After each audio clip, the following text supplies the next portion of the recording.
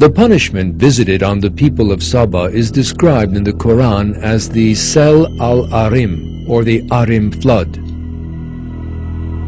This term in the Quran also tells us the way this disaster occurred.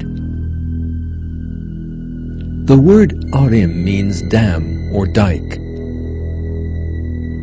Sel al-Arim describes the way a flood occurs after a dike has been breached.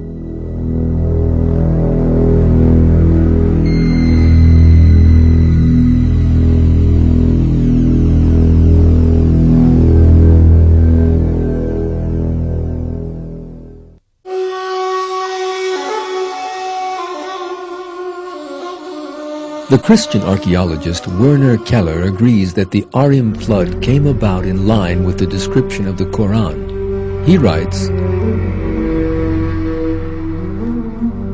"For 1,500 years this garden of spices bloomed around Marib. That was until 542 BC. Then the dam burst. The importunate desert crept over the fertile lands and destroyed them. The people of Sheba, says the Quran, had beautiful gardens in which the most costly fruits ripened. But then the people turned their backs upon God. Wherefore he punished them by causing the dam to burst. Thereafter nothing but bitter fruit grew in the gardens of Sheba."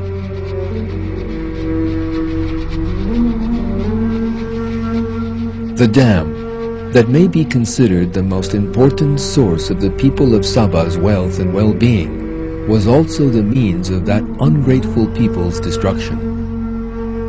After the disaster of the Arim flood, the area turned into a desert, and as the agricultural fields disappeared, the people of Saba lost their most important source of revenue.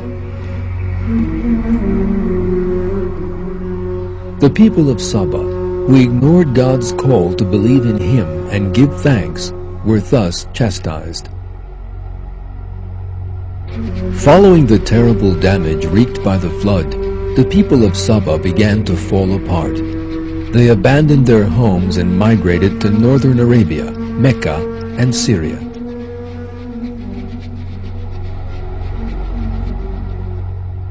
Marib, where the people of Saba had once dwelt, was now a desolate ruin, and is most definitely a warning to everyone who commits the same mistakes as the people of Saba.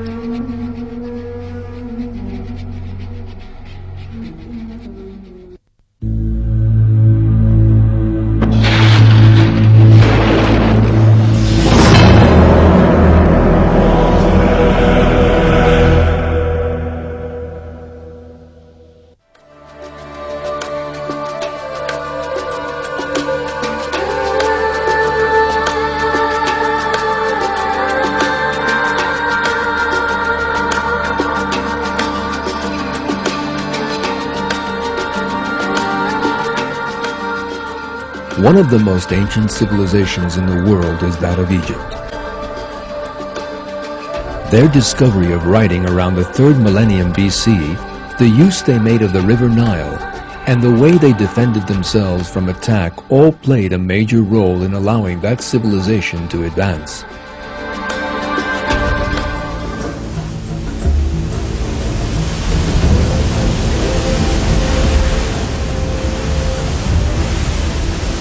Ancient Egypt rested on one of the world's great natural wonders, the river Nile.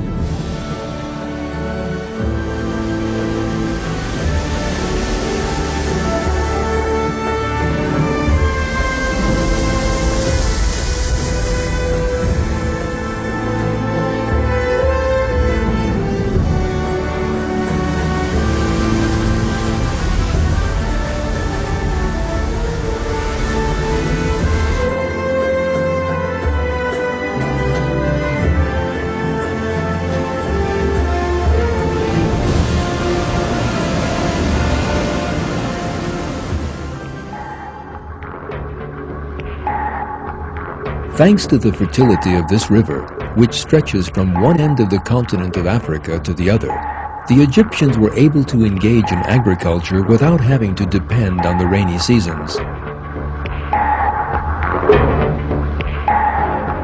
The historian Ernst Gombrich makes the following comments on the subject. Africa is hot. It does not rain for months. Many parts of the continent are therefore arid. Those regions are covered in desert. That is the case to the right and left of Egypt. It rains very infrequently in Egypt, but there is not that much need for rain, because the river Nile flows right through the middle of the country.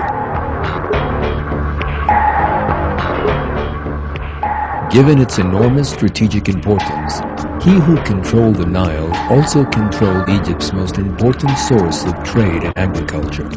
In other words, its very life.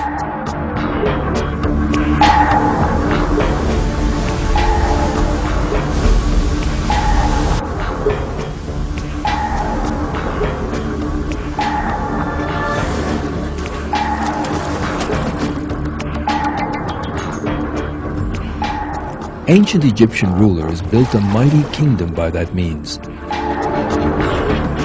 They would later come to be known as Pharaoh.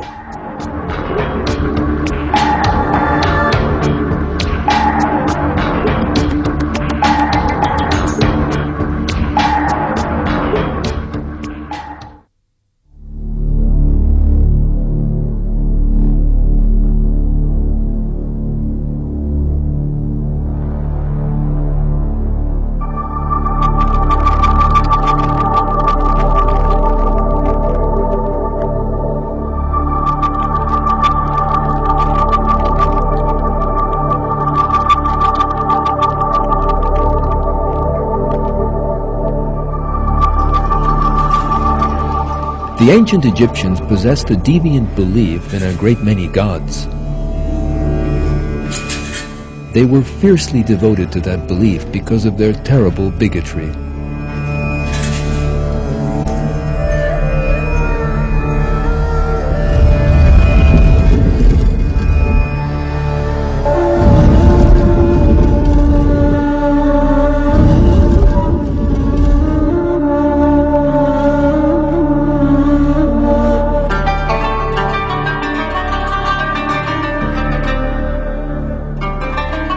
The people of ancient Egypt were greatly influenced by their natural environment.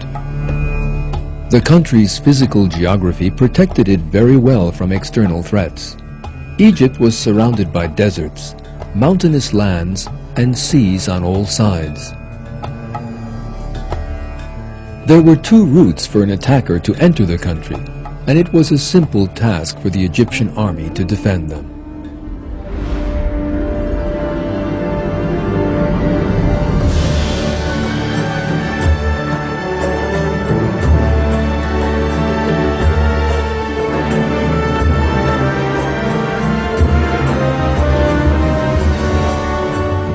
The Egyptians remained isolated from the external world thanks to these natural factors.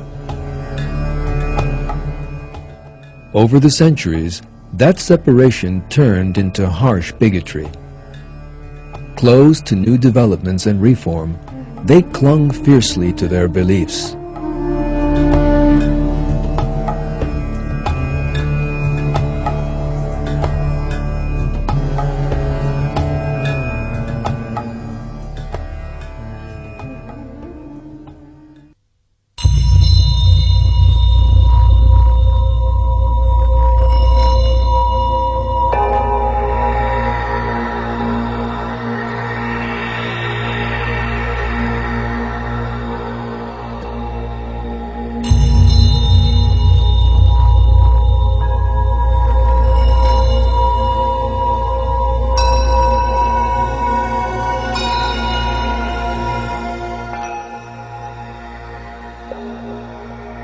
Life after death formed the most important component of Egyptian belief.